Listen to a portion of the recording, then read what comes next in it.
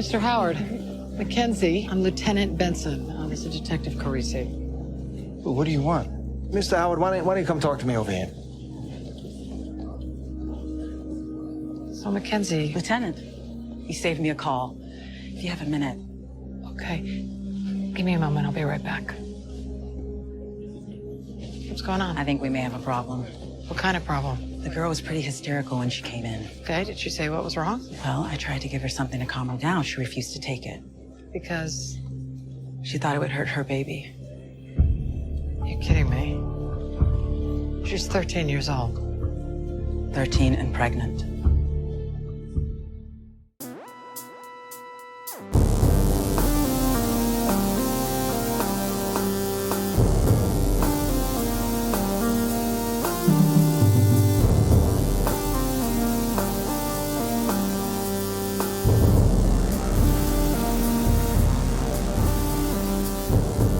In New York City, sexually based offenses are considered especially heinous. These are their stories.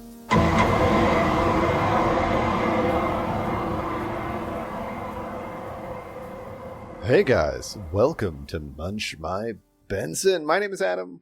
I'm here with my good buddy Josh. How are things, Josh? Things are fine. We just recorded, so not much has changed. Yeah. Well, I mean, there are current events that we haven't talked about. This is the banter I saved. Yeah. How did your computer repairs go before we get into the current eventy stuff? Well, it cost more than I wanted it to, but it is fixed, and the screen is gorgeous now. Yeah. Word to the wise, especially with the MacBook Pros, the newer models, especially if it's something that's close to the hinge that is between the screen and the keyboards when you're closing it, don't do that. I had earpods, the old ones with the cord plugged in. Earbuds, yeah. Yeah, earbuds, exactly. As opposed to AirBuds. Yeah, golden receiver. So the corded earbuds, I had them in, and I took them out and I closed the screen, and the cord had looped inside, and because it's a lever, kids, if you remember Life Sciences or not Life Sciences, That's Geosciences. physics. Yeah, but your elementary physics course is a lever, and it fucking wrecked that screen. R.I.P. Anyways, it's fixed. It was hard to pay for it, but it wasn't. I could afford it, but I didn't want to. No, it's a lot of money to shell out. But that was in the shop while you were gone, right? And it was ready in the when you shop got while back? I was gone. Yeah, so I was computerless for 2 weeks, which was kind of It felt great. freeing experience. Yeah, it was great. Having no computer and limited cell phone access. So I had one of those, if you remember in the old days, we used to talk about current events quite a bit on the show. I'm talking COVID, 2020, 2021. Yeah. And by the time we dropped the episode, something dramatic had changed that was kind of we referenced, and we didn't realize we were referencing it, and something would happen with regard to that. The episode that I just dropped this Monday, which was 224, Marauder, that was the season 25 episode. The Sykes episode. Yeah. We know whether J.D. Vance shaves or not in his Grindr profile. We talked about J.D. Vance because the young perpetrator, Larry Pine, the young flashback version of him was quite Vancian.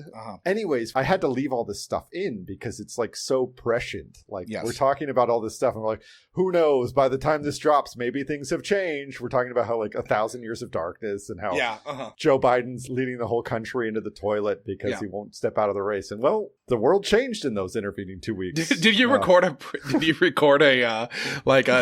disclaimer at the beginning? This was recorded on this date. No, because it was perfect. I was going to have to cut it because I was like, this doesn't make sense. But you're for the listeners, we are recording this on the last day of the RNC convention. So it's perfectly dated so that everybody knows exactly what we're talking about. What fresh hell we were in and how much the world has changed. So then it's kind of oh, Jesus, this is a really crazy 3 weeks. Exactly. A lot has happened. A lot sure has, yes. Yeah. I was dropping hints about J.D. Vance being being a weirdo for sure, because he's a total natalist freak, but yeah, he's obviously a freak, but we didn't realize that the couch fucking allegations would drop. And well, we did. We recorded in 225. We talked about him being a couch fucker. Oh, okay, we did. So by 225, we did. By 225, the couch fucking thing had blown up, and we were all about it. So it was fun. What are you drinking, buddy? So one of the things I stole from my parents last summer, not this summer, was an indeterminately aged bottle of Chivas. So I'm drinking some Chivas Regal on the Rocks. Okay. I know it's been in there for at least a decade. It's possible it's moved all around the country with them. Yeah. It may. You may have drunk some of it while in Austin. I might have drinking some of it like when I was like 13. Sure. You know? Yeah. I've got a Jameson Rocks in my Tony's on the Pier, Redondo Beach, California. Nice. Unofficial official bar at Munchy by Benson. I've also got a Reserve Hams here.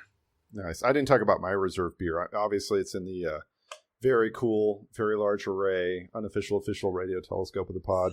I'm drinking a Bosque Brewing Weekend Trails. It's a Southwest Pale Ale. It's nice.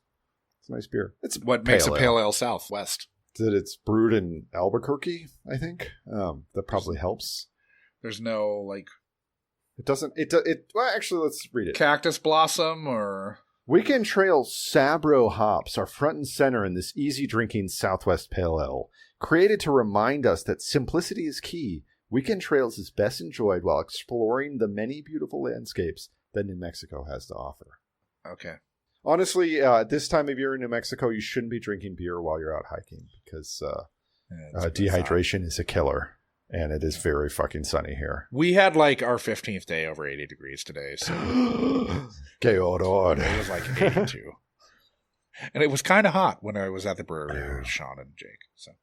So you got the AC rocking in there? Last night the overnight low was 58. So Jesus Christ, that sounds amazing. Yeah, it's amazing. It's 66 right now. High is going to be 80 today or Wednesday, because we've rolled over into tomorrow. But overnight low is going to be 62. Yeah, when I was at my mom's house, it got to 80 once, and I was like, man, it's hot here. This year has been so temperate. It's been very strange, and delightful. Yeah. This is the best weather I've enjoyed as a human, probably. It must be nice. Yeah, the Twin Cities have the good weather right now. Dem twins. Josh, I think it might be time to start talking about this episode. We asked for an episode, and for our sins, they gave us one. Yeah. To paraphrase Apocalypse Now. This week, we're watching Season 20, Episode 20, The Good Girl. We open on a brunette with a bob, trying to meditate through the din of the domestic dispute going down next door. Best part of the episode. Yeah, it's all downhill from here. Yeah. As the attempt to attain inner peace is abandoned to scream through the walls of the neighbors, we flash into the apartment where a stepdad and stepdaughter are having a row over a confiscated phone that escalates quickly to cast iron skillets and glassware being hurled across the flat by the excitable teen girl, Mackenzie. The cops are called, and Garrett Howard tries to brush it all off as a big misunderstanding, while sassy Mackenzie gives a lot of lip while waiting for the return of her phone to snap with Chase. As I'm reading this recap, everything makes less and less sense about the episode. Jesus Christ. My notes, are very tangentially related to everything that's going on here. We'll see how that goes. Yeah. Kareenson divide and conquer Mackenzie and Garrett at the hospital, where his wounds seem to have been tended to, but Dr. Patel pulls Liv aside, concerned, because the 13-year-old Mackenzie balked at taking any sort of sedative on account of how it might hurt the bun baking in her oven. Back at the precinct, Carisi finds out that Garrett, who claims to know nothing about raising a girl, has had custody of Mackenzie since her mother died a couple years ago, though he hasn't adopted her on account of her junkie dad being out there somewhere. Mackenzie insists the father of her 8-week-old fetus wouldn't care about her status, and that she banged some dude in his car after he picked her up while shopping for yogurt in a Whole Foods. So many problems with that story. This whole episode could have been figured out then if they just even thought for 2 seconds about what's going on here. The priest principal at her school tells of a good girl who's involved and assures seasoned SVU detectives that there's no way she could have gotten knocked up at this Catholic school. More on that later. Logan and Chase, two boys she had a selfie with whilst teasing them on her Finsta, tell the story of a forward girl who wanted male attention, but neither of them fess up to throwing their seed in her. Chase points Releasy to Dreyfus, the drama teacher. Apparently, all the drama's happening backstage, per the middle school rumor mill. Dreyfus says he helps all the kids run lines, and has been one-on-one with her plenty, but scoffs at the notion of impregnating a 13-year-old Mackenzie. Of course, he drives a blue BMW, so he gets to go to the police station, where they will surely, and by surely I mean not at all, sort shit out. He's quick to offer up his DNA to clear himself, but Mackenzie's stepdad is suddenly super protective of Mackenzie wanting to maintain sole custody of her child that she's keeping. Stone is immediately concerned that there's no legal recourse if Mackenzie won't offer up that a crime was committed in the conception of this child, as she's still an American and is guaranteed a right to privacy by the Constitution, which Rollins is very sympathetic to, much to Liv's chagrin. Of course, Rollins' attempt to argue that maybe Mackenzie is trying to protect a teenage boy from the burden of having his life ruined by fathering a child mere minutes after his balls dropped becomes instantly forgettable when we discover that Liv never had to tell the male who provided the seed for the abortion she let Rollins believe she'd had because she never had a fucking abortion in the first place. A fucking lot more on this later. And just used a very loaded, filled with regret plea to bully Rollins into having a second child on a police detective's salary in one of the most expensive cities on earth. Liv isn't jonesing to get into what she claims is a complicated story, which Rollins asserts proves her fucking point about privacy, and then Mackenzie waltzes in with a steamed cabbie who will not be stiffed for this fare before telling Ben Solins that she informed Garrett that Mr. Dreyfus was the father of her child because a blood test was going to bear everything out anyway. They rush to Dreyfus's apartment where Mr. Howard has brained a lifeless Dreyfus with the base of a bloodied bowling trophy. Garrett claims he killed Mr. Dreyfus in a fit of rage after being brushed off by the cool, uncaring teacher. Stone won't go lower than Man 2, which Garrett Howard's lawyer balks at, given that any jury will acquit him based on an extreme mental distress defense. Then Stone is visited by one of Dreyfus's lovers, who is a man and would beg to differ with any reality in which his boyf would have knocked up a 13-year-old girl on account of the whole being gay thing. They were going to get married next summer, and his fiancée insisted that Dreyfus had never had sex with a woman. While shopping to pick up the ingredients for veal chops, Mackenzie doesn't take too kindly to having her story about Mr. Dreyfus called into question by Benson, but she doesn't seem any more eager to cooperate with the police in calling into question whether Dreyfus was the father as she claimed. After Rollins testifies to finding Mr. Howard over the corpse of Mr. Dreyfus, Stone calls Mackenzie to the stand. Howard's lawyer objects and quietly, upon approach, tells Judge Horowitz and Stone that she can't testify because of spousal privilege. Because Mackenzie is Mrs. Howard. This was about the moment when I said, fuck this, I'm stopping paying attention. Sure. Fair point. Through baseless anti-Missouri hate speech conducted by the SVUs at the writing staff's behest, Carisi tries to get info about Mackenzie's biological father through an aunt, who is pretty disgusted by the whole situation. And Rollins finds dear old bio-dad riding high on the $10K he got to sell his daughter's hand in marriage. Dad has a change of heart and will testify in family court to having been bribed to sign away his daughter's hand to her stepdad. Mackenzie testifies that she thinks she always loved her stepdad, which, is super fucking gross. Mm-hmm. But the judge finds no grounds upon which to ignore a legally valid marriage in another state, so Stone and the SVUs are screwed. And for the manslaughter trial, Judge Horowitz agrees that any mention of the marriage in open court would prejudice the jury against Mr. Howard, so that's out as well. Stone and Benson get the notion to drop charges on him and press them against her, since her lies about Dreyfus were what got him killed. But the threat of charges being pressed against Mackenzie is too much for Garrett to bear, and their whole scheme blows up in their face. He killed Dreyfus because the SVUs told Dreyfus that she was pregnant, and then Dreyfus asked her if she was okay. Garrett took that threat to their disgusting abode as a sign that he needed to take care of Dreyfus. Stone offers man one with a 20-year sentence. Garrett is hauled off in cuffs, while Mackenzie cries that her step-husband's getting taken away. Liv then has a heart-to-heart with Mackenzie on the street as she's packing her shit into a car where we presume she's going to stay with her aunt, and we get a, if the only standard for being a good mom is not being dead, then I guess Liv's a pretty good mom? Dick Wolf. I get so upset when it's just like Liv talking about how much she loves her kid. Yeah. Extemporaneously. I've lived above people with dogs who were never there. Yeah. And their dogs bark all day. Uh-huh. And these people think they love their dogs. I know. It's the same fucking thing. Yes. Noah is an accessory to Liv. I know. Only Noah can grow up to be a school shooter, you know? Yes. Yeah. Unless he's hit by a cab first, which is it's on the table. Which is entirely possible.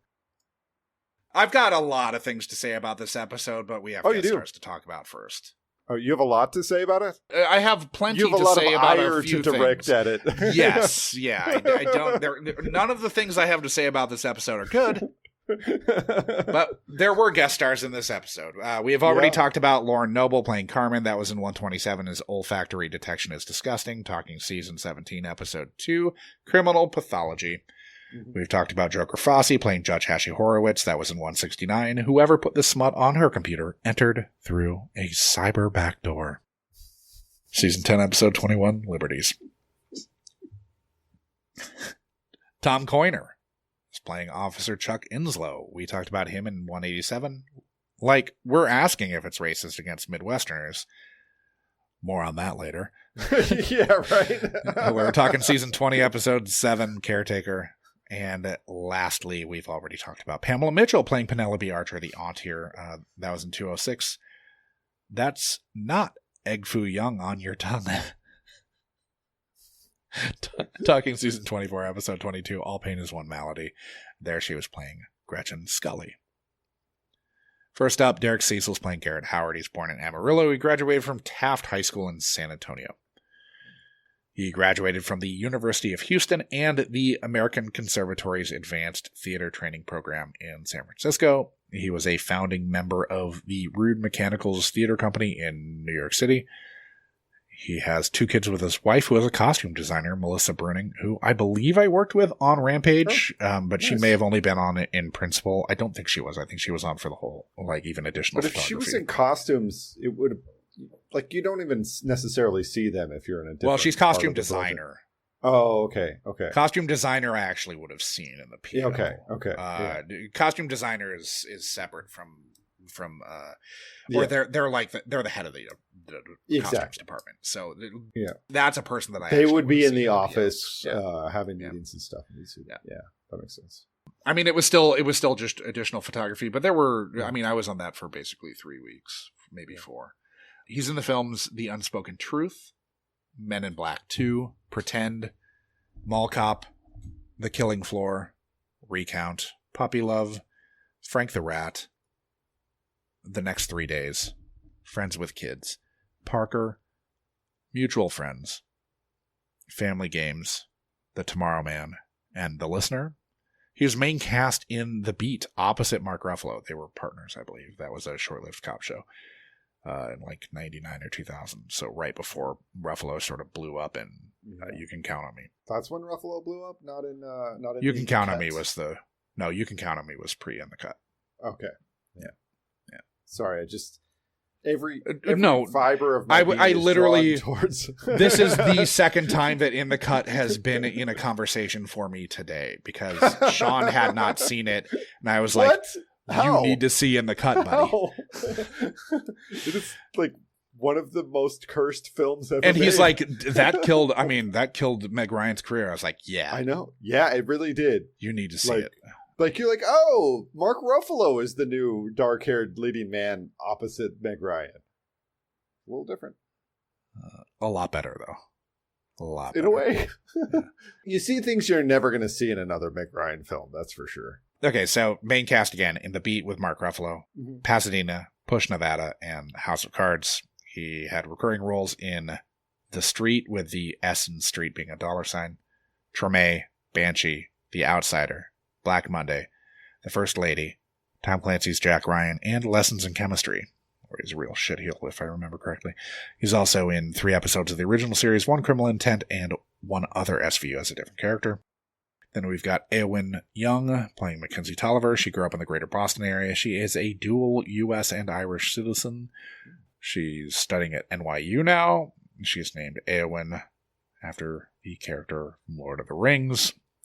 She's in the films Little Women and Abaddon's Pit. She had a recurring role in Invitation to a Bonfire. Then we've got Jolly Abraham playing Dr. Patel. We saw her playing this character in Military Justice and Transgender Bridge.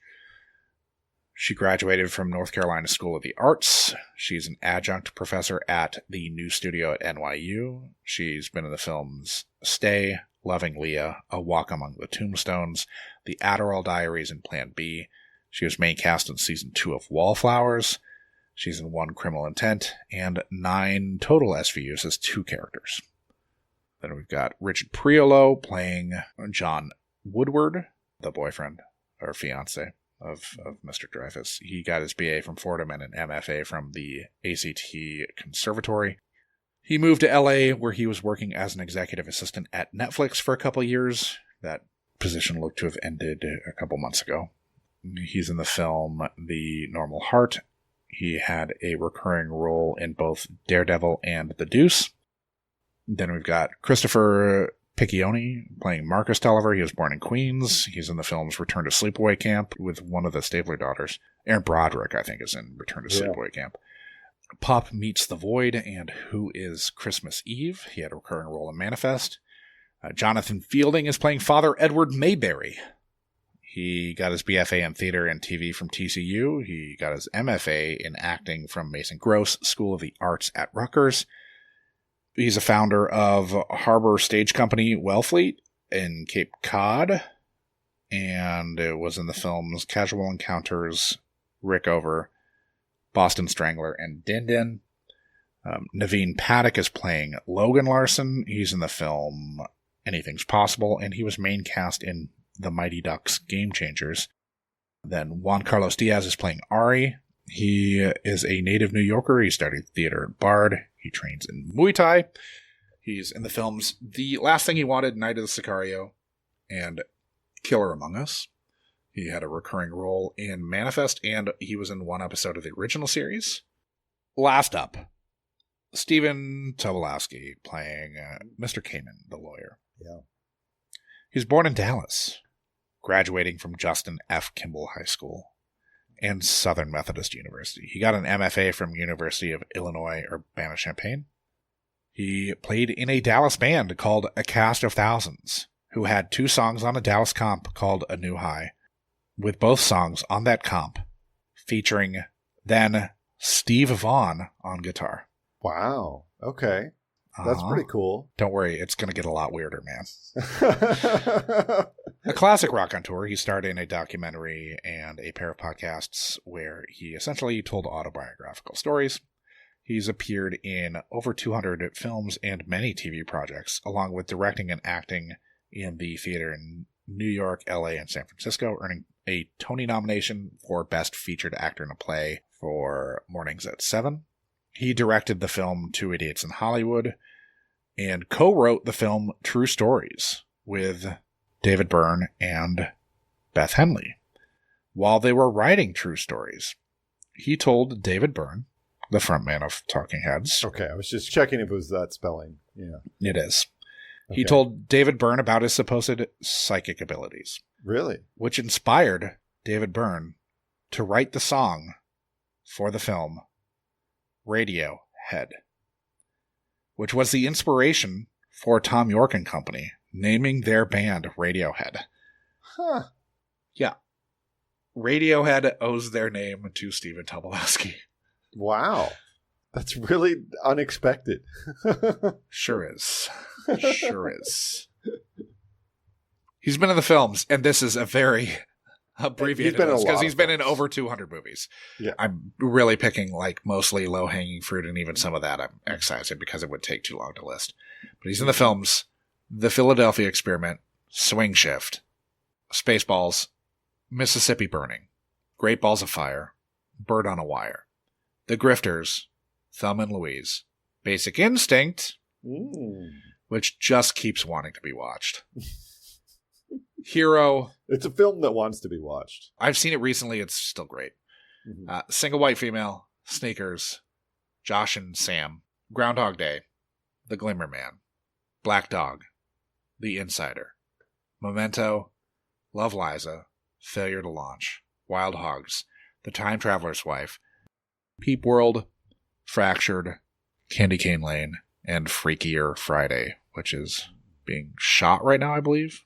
Okay. He was main cast in Blue Skies, Dweebs, Mr. Rhodes, Californication, Big Time in Hollywood, Florida, and One Day at a Time. He had recurring roles in Against the Grain, A Whole New Ballgame, Chicago Hope, Murder One, Any Day Now, Snoops, Manhattan, Arizona, CSI Miami, Deadwood, Big Day, John from Cincinnati, Heroes, The New Adventures of Old Christine, Glee, Justified, The Mindy Project, The Goldbergs, The Hot Wives, Silicon Valley, Justice League Action, White Famous, Schooled, Archer, Lopez vs. Lopez, The Really Loud House, and the new iteration of Animaniacs. He's been married to actress Anne Hearn since 1988. They have 2 kids together. He was in a single episode of 227, which I was thinking about 227 the whole time I was watching this episode. Who's not thinking of 227 all the time? I would much rather be watching a random episode of 227 than this episode. That's when TV shows were fun, you know? This is definitely when TV shows are not fun.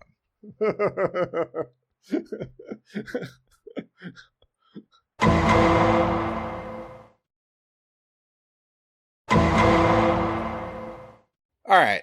So my notes were written while I was watching the first time because I only watched it one time. Oh, I only watched this once. I knew. When I saw what you rolled, I was like, yeah. Yeah, I didn't want to watch this. I knew I had to because we have to record an episode about it. Early guess, meditation is the big bad. And then never mind, it appears to be teenage tantrums.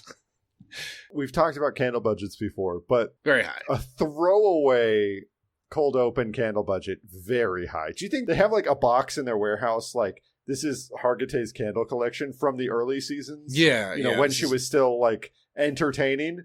Yeah, when she's trying to get with Dean Porter. Yeah, these are the same candles. They've been burned down little bit by bit over the years. Yeah. But they brought them over like in season 20. Yeah, they from the BenBot days, you know, like the nice lighting days. Like they brought them over, and this lady, she kind of has the best role. I think this is the part to play. She got to say "Namaste, my ass," which might be the best line. It's the only okay line in the episode. Okay. Do you need to be dressed in like a full yoga outfit to meditate cross-legged on the couch? I think that this lady just wears that. Like that's what she wears. Her around the house wear? I really think her around the house outfit. I think that's her life outfit. No, I get if you're out in the world going to yoga class, I get that would be the thing. But like when she gets home, she's just wearing a baggy t-shirt to meditate. Maybe she just got home and immediately started meditating. Like it took her an hour and a half to light all the candles, but as soon as she was done with that, she didn't have time because of the candle lighting. She didn't have time to change clothes after she got home from work. Think of it like you think she wore this to work, Adam? You know, I guess this is season 20, so it's not post-COVID. Post-COVID, you wore this to work. You worked in the coffee shop. You did your workout. You worked in the coffee shop. This is what you wore to work. Yeah. Pre-COVID, I'm not so sure. I don't think she wears this to work. I think she changed into this outfit in her apartment, which I got a problem with. I don't think you wear this to meditate.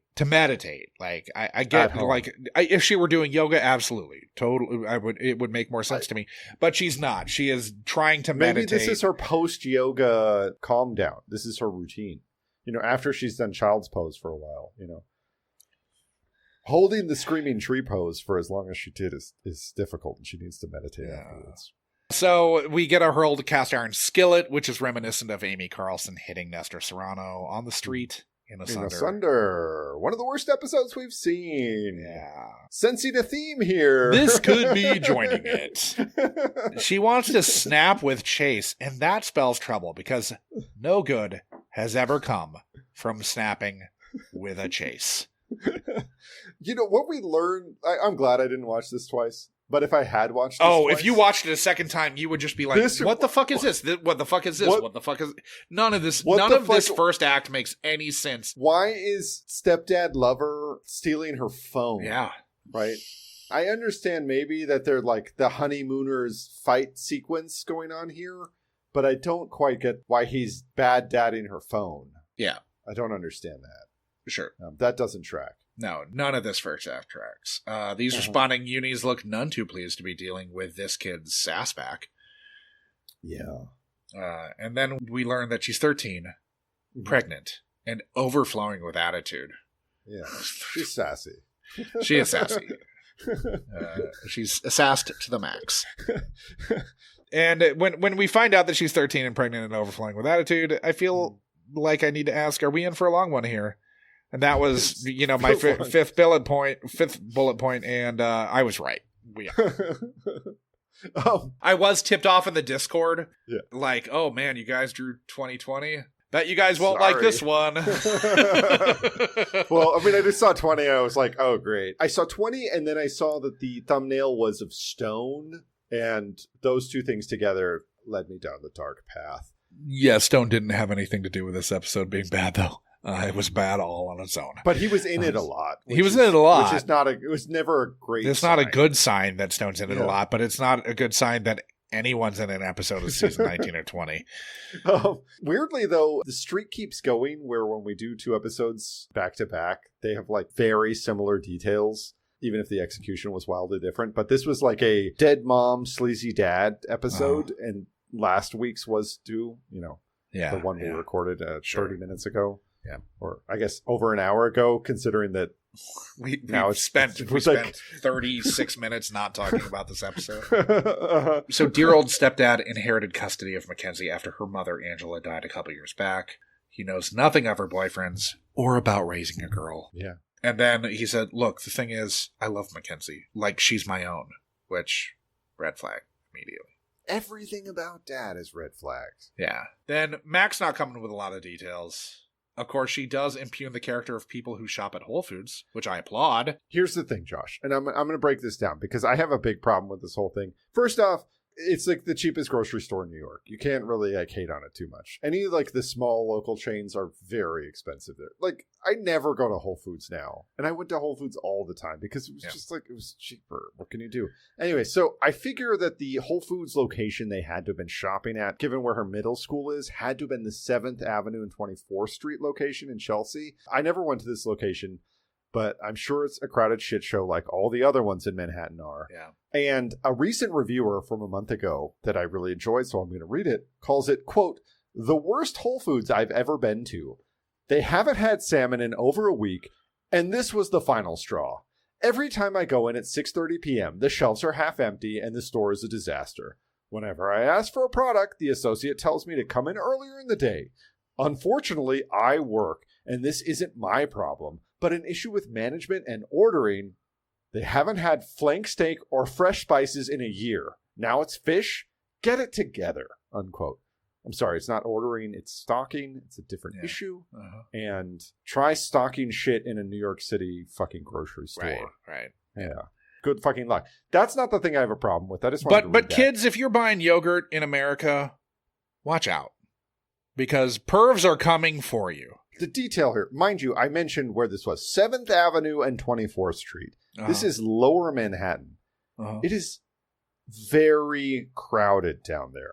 Yeah. At all hours of the day. It doesn't get quiet at night. Oh, tell me you didn't bang one out in a car in the parking lot at Whole Foods. There's no parking lots, Josh. I know.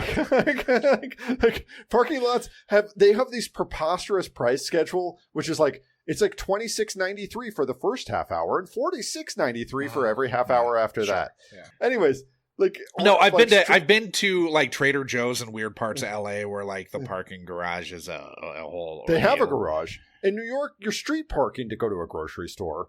If you drive your car to a grocery store, it's you're a lunatic if you're driving to a Exactly. Like you're parking 15 blocks away. I mean, what people will do, the cars that will park at the grocery store, because so many people do, like, I forget what the grocery store DoorDash is. Instacart. Yeah. So there's like a whole like culture of Instacart shoppers, and the shoppers will like hang out at the grocery store all day. But when they get an order, they have somebody else who's a driver. They pick it, and then they hand it off to a driver. There's like a shopper and a driver, and so the drivers like they'll be like double parked. 2-man op, grocery store, but you're not having sex in the back of a double parked car. like it seems unlikely. Says you square. I mean, maybe in the cars that you've had, but not in the cars that you can easily like parallel park in New York City. You can absolutely bang one out in the Grand Wagoneer. Like Joel's Caddy. You can bang one out in a 86 Cadillac Fleetwood Brougham in the back seat. While it's double parked, you can absolutely bang one out. You can absolutely bang one out in the back seat. The plush carpeting of your. You could bang one out in the front or back seat of either of the 86 Grand Wagoneer or 85 Grand Wagoneer or 86 Cadillac Fleetwood Brougham. Yeah, you just can't park them in New York City. That's the problem. Dear old stepdad thinks he knows how Mackenzie speaks on her Finsta. Feels like maybe you don't, Dad. I don't know. It seems like another red flag if he's looking at her Finsta. He never looked at her Finsta. Her Finsta was news to him. Okay. Yeah. Okay. Now, do you think this priest could smell the Catholic in Carisi and knew that he'd buy the whole I can assure you whatever happened to Mackenzie didn't happen here routine from a member of the Catholic Church? Didn't Carisi go to Catholic school? I mean, I'm sorry. Didn't Carisi go to Catholic school? Yeah. Also, I'm checking my notes here. The Catholic Church has absolutely done what was done to her themselves so pervasively that their victims may number in the millions. I think pretty easily number in the millions. And I mean, I was definitely comfortable saying hundreds of thousands. Millions is where like millions is where it's a lot. That's a lot. It's a lot. That's a lot of victims. But hundreds of thousands, I had zero qualms with saying. And was just going the next degree of... I'm not even talking about, like, bad things. Like, just Catholic school has a reputation, right? Yeah. I hate to break it to this priest, but, like, sex acts happen in Catholic school. All the best kinds. But all the best consenting students, you know? Yeah. Like, yes. No, we're pro that. Yeah. But, you know, it happens. Not pro... Not pro being perped on. We're pro consensual. Whatever that priest is getting into. Yeah. Not anything he's doing is I'm not into. We don't trust you, Father Edwin. Yeah, I know. Who buys this shit? Whatever. Now, drama teacher Dreyfus says she's a natural. Red flag there too. Quentin Dreyfus is the man's name, Josh. Sure. Real name, Quentin Dreyfus. Yeah, totally. I mean, it's less unreal than most names in a... Well, Quentin is a name and Dreyfus is a name. It's just... It's odd to see them together. Yeah. It's also odd to see Chase Madeira. And Madeira, I've seen Madeira spelled with an I in it, like Madeira. But not to say that it doesn't exist as a last name. Actually, I'm just going to go. Forebears. Could be. Forebears.io, which is my favorite website. But Quentin Dreyfus. So Quentin, while you're looking that up, I'm gonna. This is very fast. I'm gonna talk about Quentin Dreyfus because Quentin, the first name, is the name of a blue blood, upper crust, like, scion of some like wealthy. And there are plenty of scumbag Quentins too. No, I'm saying that Quentin is a scumbag name. Oh, okay, yeah, Dreyfus. Quentin is a wasp name. Sure, yes. And Dreyfus, I don't know if you're familiar with the Dreyfus affair. I will say that Tarantino's not a wasp. What's up? I will say that Tarantino's Tarantino is not a wasp, but I feel like... Just to cover our bases with the most famous Quentin, just want to... Yeah. I met him. He was weird. I bet.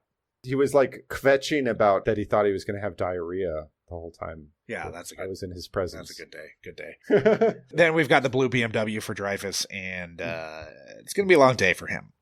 Yeah. The next day is going to be even worse. This Dreyfus affair has an unhappy ending, too. Yes, it sure does. Stepdad doth protest too much and seems disturbingly cool with ensuring that his stepdaughter's wishes to have this baby are seen through to term. Yeah.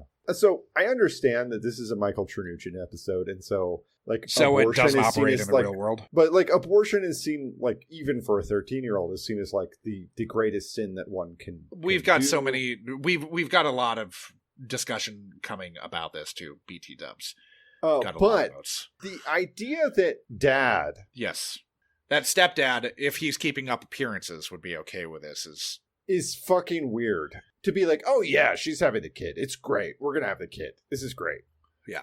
That's a red flag to me as a normal adult. That they're not jumping to that immediately, like, oh no, like. Yes, exactly. Yeah.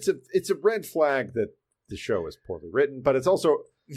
And it's not just a red flag that it's poorly written. This is like a like fucking billboard with flashing arrows pointing to this, like saying this episode's a piece of shit.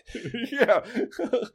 So Liv wants this teen girl's right to privacy violated by the court right now. Because if you want to have them like fight about it, right, it makes sense. Yeah. But Dad being a cheerleader for this and Liv and Rollins not going like, oh, that's a problem. Like, right. That's a fucking problem. And then Rollins says something about the baby ruining a life, and Liv says that she didn't know that a baby ruined anyone's life. Fuck you, Liv. Fuck you, Liv. And don't worry, I've got a much bigger fuck you, Liv note coming here in about 2 beats. Yeah. Dreyfus may be many things, but I don't think he's 40, because they say he's 40. He doesn't look 40. He doesn't look 40. He looks about as 40 as, what's his name from the last episode, looks 17. Yeah. And then we get the biggest fuck you to Liv that I think we've had in any episode ever. Because we just saw the episode that's leading into this. Yeah. And we were so fucking pissed when she weaponized that baby video from Rollins' phone against her. Yeah. Now we find out that it was fucking bullshit. She misled Rollins into thinking she had an abortion and regretted it. Uh-huh. Fuck you. Fuck you. Fuck you, Liv. Fuck you, Liv. Fuck. Was this meant to kill SVU?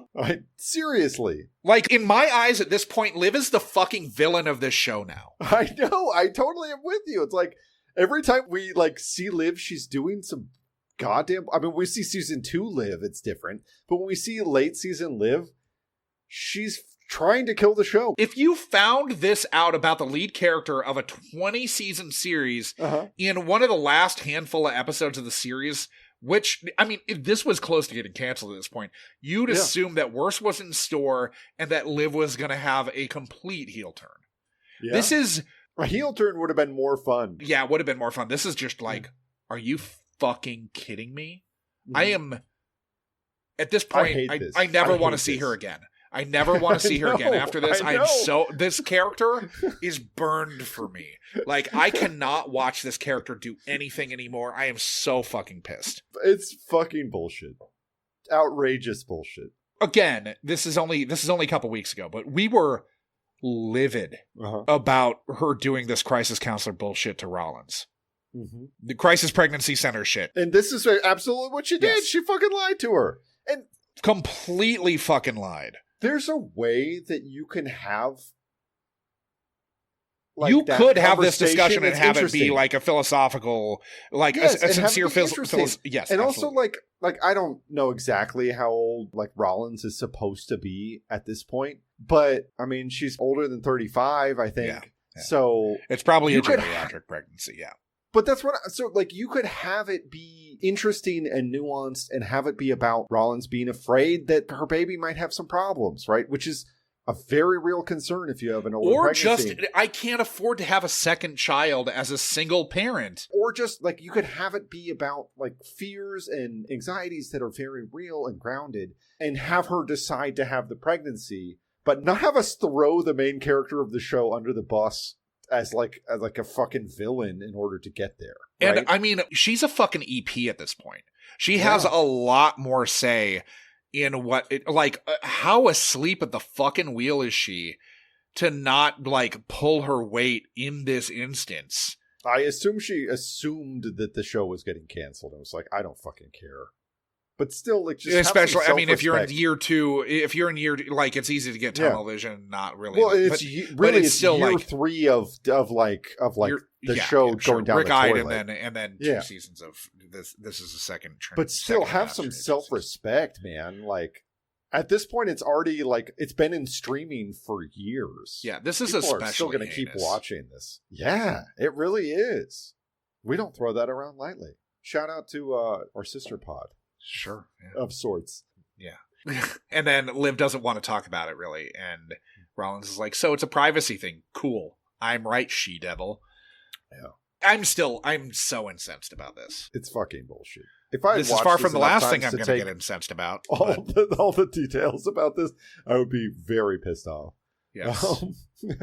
Fucking shocking. Back to Garrett.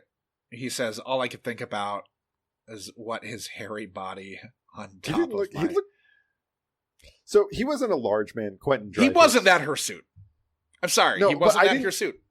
I mean, he was wearing he was fully clothed. When he was dead on the ground, he had his sleeves up, and he didn't look like Ed Asner or Robin Williams. I did not get he certainly was not a bear. He was a small man. But I didn't he might have been an vibes otter. From, I didn't get otter vibes. I didn't get otter vibes, but he I've wasn't met otters. I know otters. Sure. I didn't get otter vibes. Yeah. You know. We worked with otters.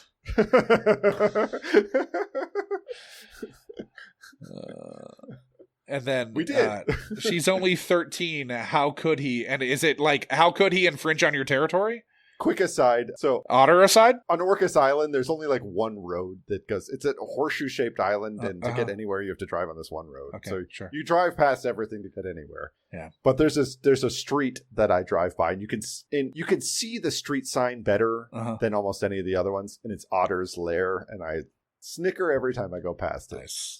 Audibly if my mom's not in the car, less audibly when she is. Yeah.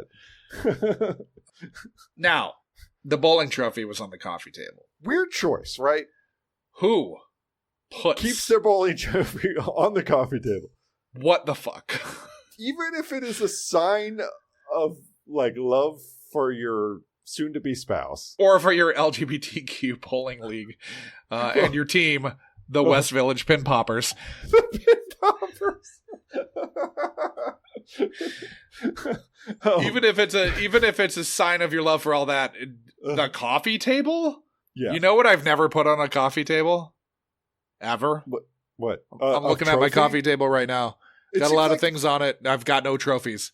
Trophies are for bookshelves, maybe a mantelpiece. Something like that. Trophy case.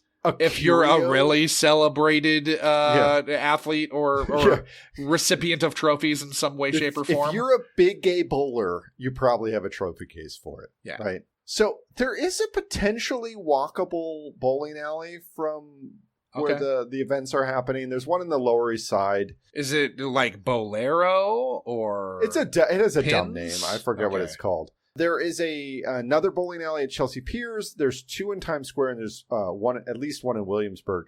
And so there's a few options. So I could see a West Village bowling team having places to throw down. Yeah. I never went bowling in New York.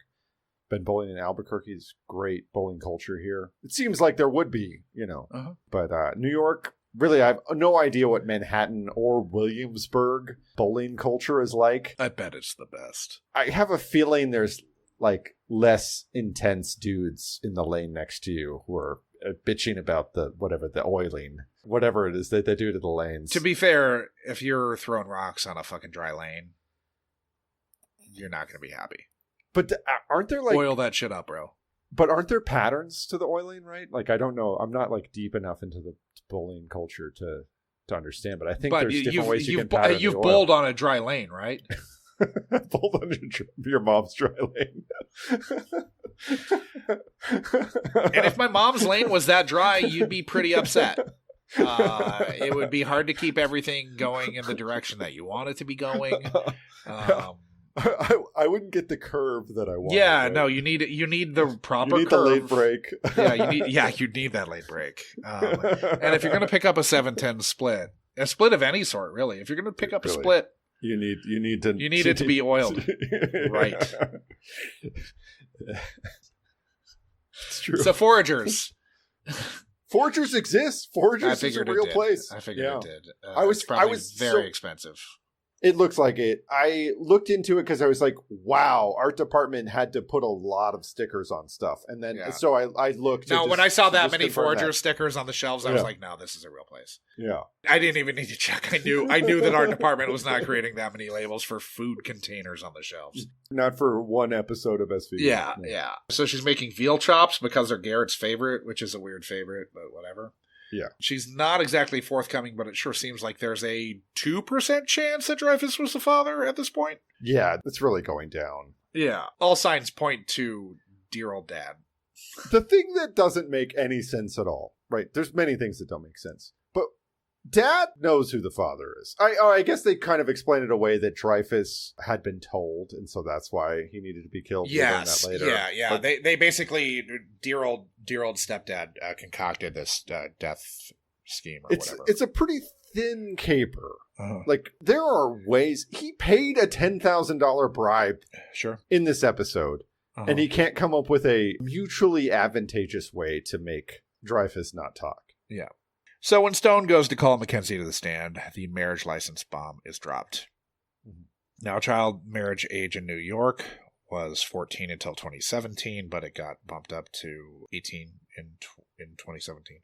Or 20, it wouldn't have been legal in New York. Now, Missouri raised their minimum child age of marriage from 15 to 16 in July of 2018. But it was not 13. This marriage happened September 12th of 2018.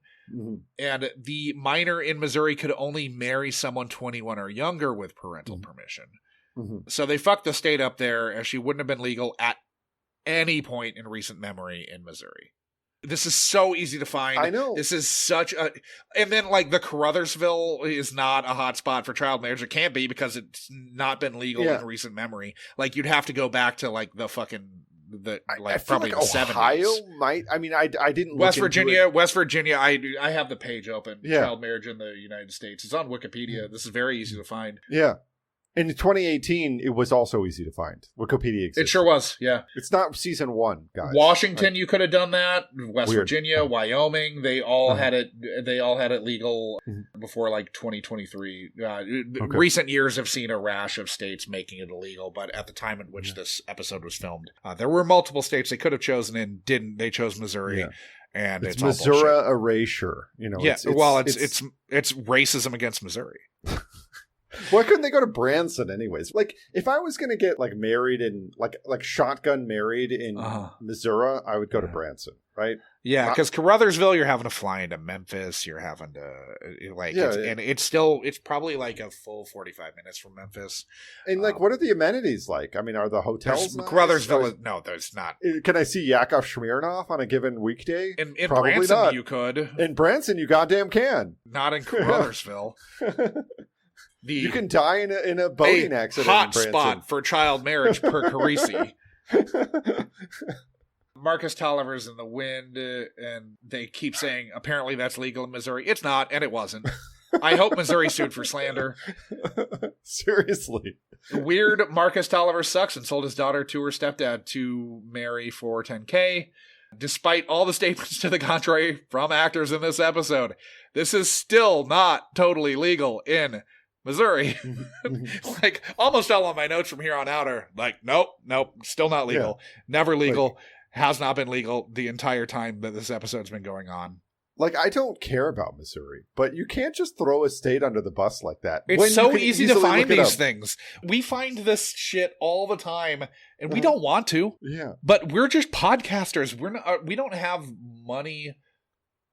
Like, we don't have skin in the game. We don't have interns, right? They have literal interns who can just be like, yeah, fact checks this bullshit. Give us a state where this is legal.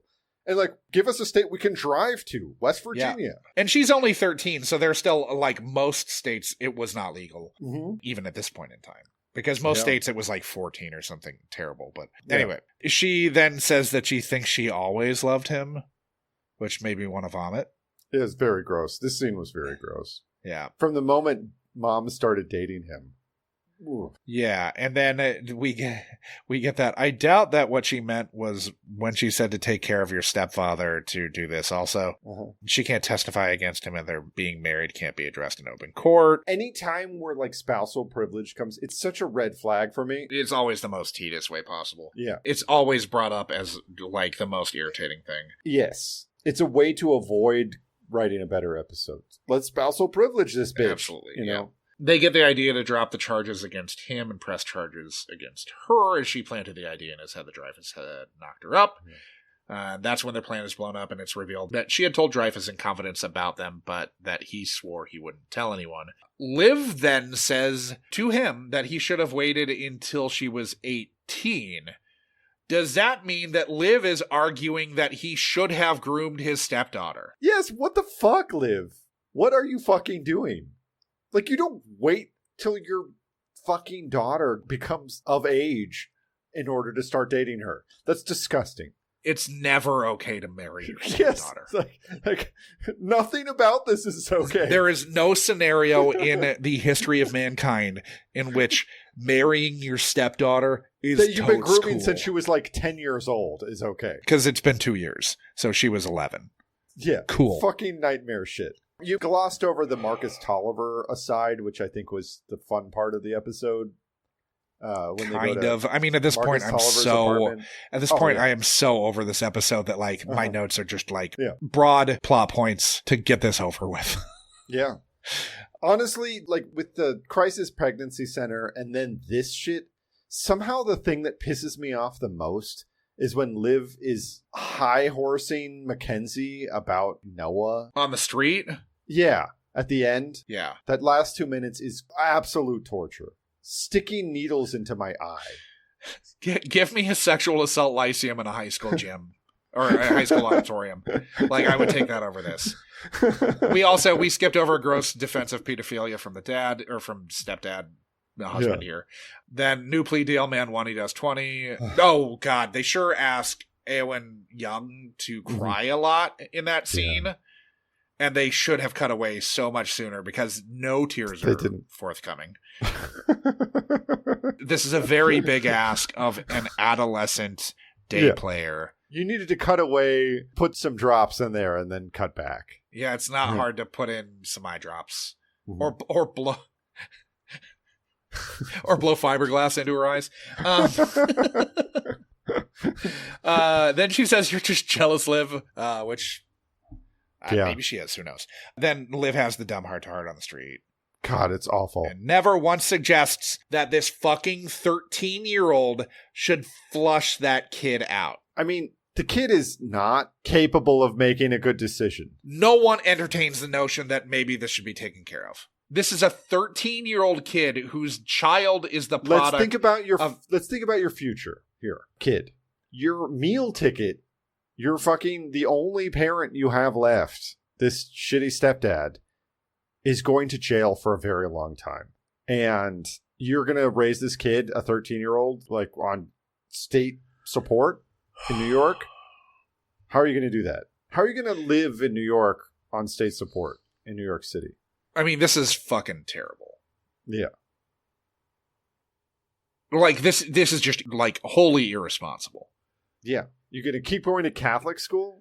To never even consider that maybe this 13-year-old whose child life is the product of her being perped on for 2 years. To never even entertain the notion that this child should maybe be getting an abortion for her own good. Like, okay, so this might not meet the biological definition of incest, but it sure stinks of incest. Yeah, absolutely. Yeah. Dark stuff, and not well played. And speaking of not well played, it's also not well written or acted because in this scene, there's also the sweethearts and honeys. I don't know, there's like a dozen of them in this scene, and it is... Like, Liv calling her sweetheart and honey over and over and over is so egregious. I fucking hated it so much. But then we get that you're a good mom because you're not dead line. Mm-hmm. And the episode's mercifully fucking over.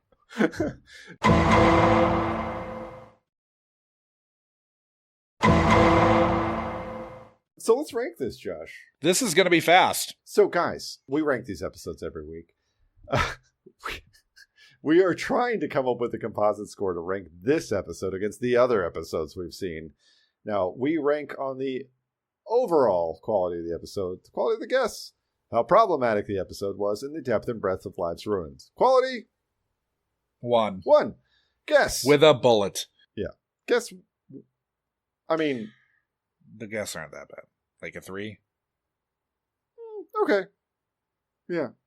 I mean, the episode's terrible. The episode is fucking very bad. Abysmal. That the guests aren't the problem. They're doing their best. It's not great. No, the material is beneath everyone involved. Mm-hmm. But I wouldn't say that I like loved any of their. Yeah, but like I think Dreyfus and his boyfriend were both fine. I think. Yeah, they were both. Actually, I liked both of them. Toblowski really got thrown under the bus having to say some just fucking bullshit. Yeah. Yep. But it's not his fault. No. Problematic. I mean, the episode's problematic, but in all the worst ways. I think the live shit with regards to Rollins is so bad, and any of the stuff that could have moved this off of 1 is throttled. Like several of those live things are sure. Yeah. No. The final scene. Shit. This is the arguing for grooming. Yeah. What the fuck is that? Like, should have waited. No. There's no should have waited until she's 18. There's no should have waited. This is your fucking stepdaughter. This is you're still like arguing that a line can be crossed eventually. Like, are you that down therapy with Soon Yi and fucking Woody Allen? You fucking freak. Like, what the fuck is happening here? Yeah. It's a 1. Yeah, you need counseling for a decade in order to like overcome the loss of your wife. You don't need to wait until she's fucking 18. Yeah. I mean all the Missouri slander, like that. It's so fucking like it's unimaginably lazy to not look this up and pick a fucking state that actually had this law. I'm looking at this right now. North Carolina, you could have done it. Yeah. That's 2 states that you can reasonably drive to, right? North Carolina was still 14. You couldn't even do it in North Carolina. Like, I mean, just fuck all the way off. I'm so fucking irritated with this. So next we move to depth and breadth of lives ruined.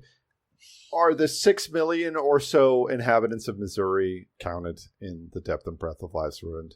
Because they've been so slandered by this episode. I mean, I hope they sued and won. Yeah, they should have sued. Like, that's the way we could not have to do this. If anyone was still watching in season 20, which I don't think they were, district attorney's office, the Missouri district attorney was suing them. The Pemiscot County district attorney should have been suing big time. Oh my God. That's the county in which Caruthersville lives. Yeah. Caruthersville. Still Caruthersville.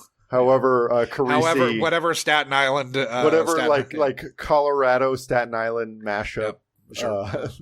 You come up with, yeah. So depth and breadth. Quentin Dreyfus seems like one of the best people in the episode, and he's the dead one. He's the dead one. Yeah. The girl's life is ruined, even though she sucks. It's terrible. It's terrible. Every time she's on screen, it's like nails are scratching my eyeballs. She also, well, I mean, I guess she doesn't get her teacher killed. It sure seems like that for a long time, but she doesn't, I guess. But she sort of gets him killed. Uh-huh. But he was her friend. She didn't want that, we're meant to believe. Yeah.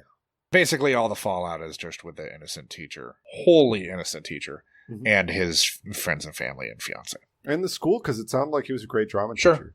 They probably put on great productions. Yeah. I bet their Little Shop of Horrors brought down the house. I don't know that we need to encourage that, but joking. What do you think, 2? 2, yeah. I mean, I wanted to feel worse. Sure. For Quentin Dreyfus. Would have been nice for this. I'm more than willing to let a season 20 or 19 episode work. They They haven't I thought worked. that the fiance actually gave a very good performance. He was good. Yeah. He was good.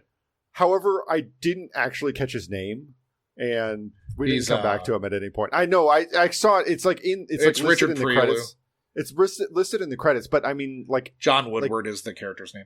But like the name of the character, I don't know that it was mentioned in the episode. Like it was given a name, but that like we didn't get to like stick with this real victim, real sympathetic victim for very long.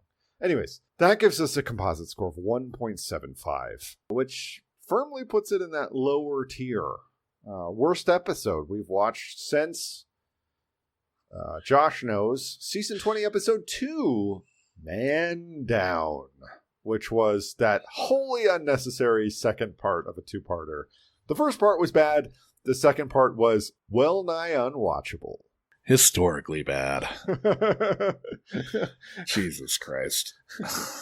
But I think on that note, it's time for us to roll another one. And fucking A, randomizer. I don't know if we need to get under the hood and start retooling the algorithm. How are we going to get under the hood, Adam?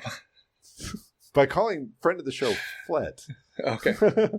Co-creator of Cinequote.net. Flet's going to help us get under the hood? Okay. All right, so we're heading over to episode.lol, built for this podcast by friend of the pod, Flet. You can use it for any show, though. It actually doesn't works need to great. just be Law & Order SVU. Yeah. You want to watch the original run of Night Court? Great way to watch Night Court. Any original Frasier episode, just fire it up, you know? Classic. Love Frasier. Great way We're watching Frasier right now. Yeah. Thanks, Flet. The tape is spinning. Bill and Ted, they fucking hate this part. If it gives us anything like it did this week, they do. Oh, I hate that part. Okay.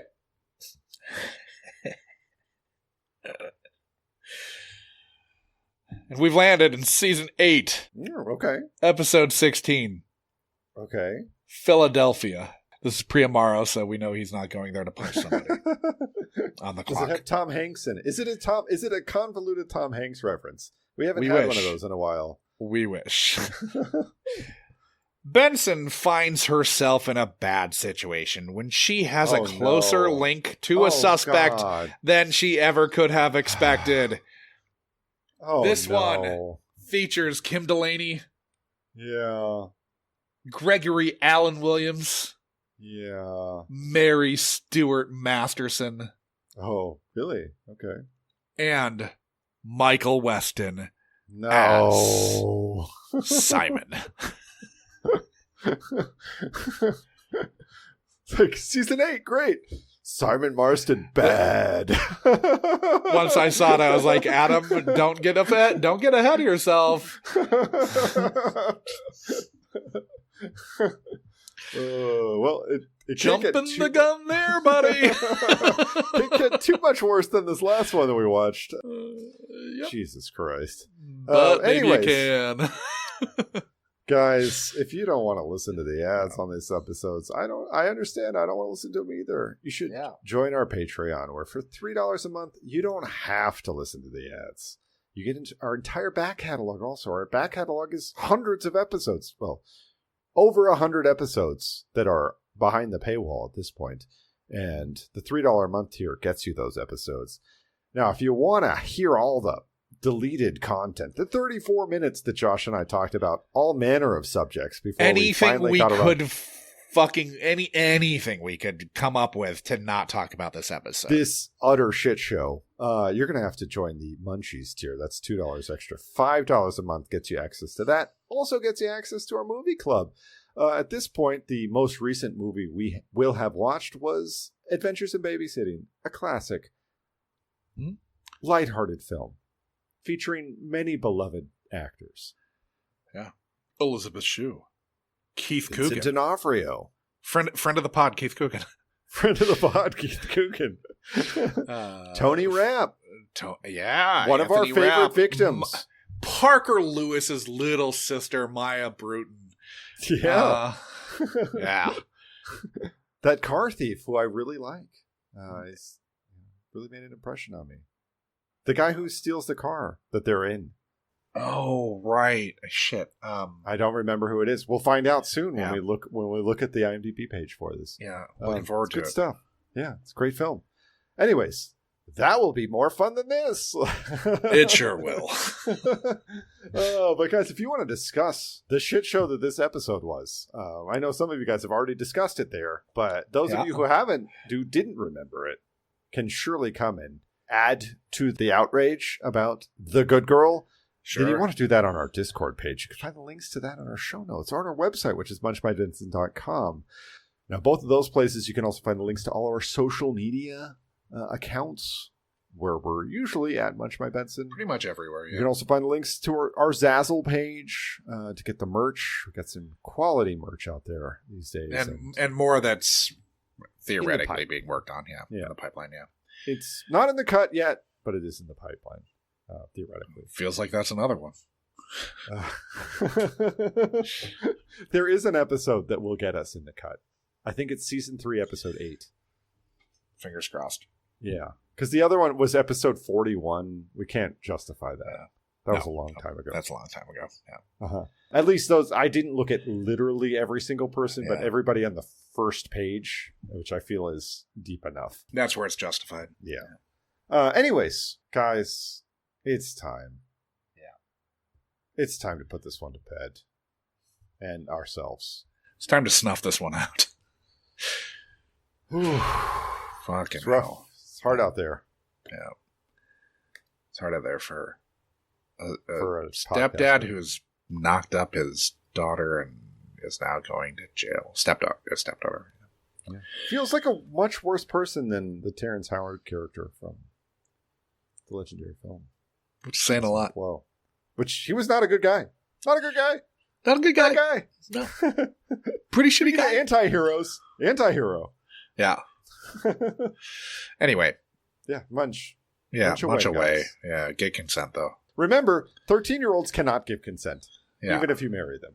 Well, legally, maybe they can, but most states have outlawed it at this point. Yeah. Between season 20 and now, there have been a lot of states that have made it. To quote a recent episode, sometimes legal doesn't mean justice. Yeah, last week's. Yeah. Last week's much better episode. Yep. Sure was. We're back in the shitter, though. Cool. Great. Thanks, guys.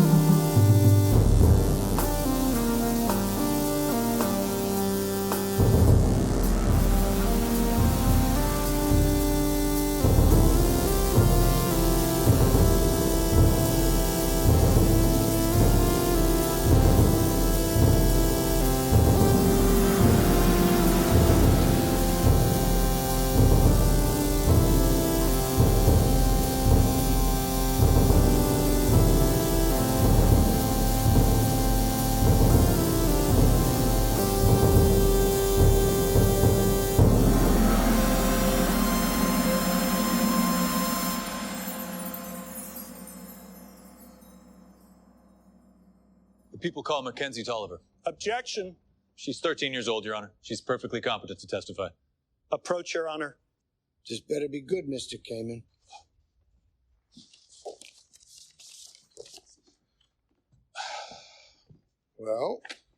Well, this is a bit awkward. Objecting without grounds usually is. The proposed witness is unable to testify because her communications with the defendant are privileged. I'm sorry, I'm not aware of any stepfather-stepdaughter privilege. Neither am I, Counselor. Yeah, but I'm sure you both are aware of spousal privilege. The defendant and Ms. Tolliver, or should I say Mrs. Howard, are legally married.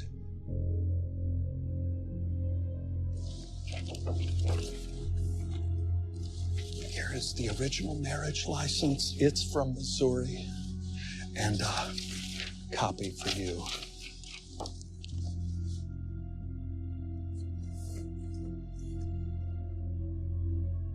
Well, that's enough for today.